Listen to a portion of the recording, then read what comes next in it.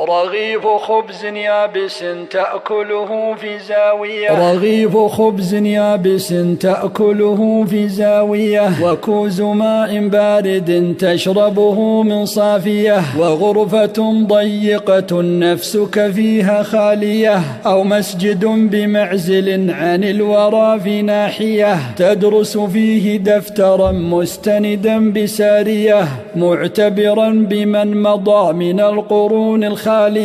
خير من الساعات في فيء القصور العالية، تعقبها عقوبة تصلى بنار حامية، فهذه وصيتي مخبرة بحالية، طوبى لمن يسمعها تلك لعمر كافية، فاسمع لنصح مشفق يدعى أبا العتاهية، فاسمع لنصح مشفق يدعى أبا العتاهية.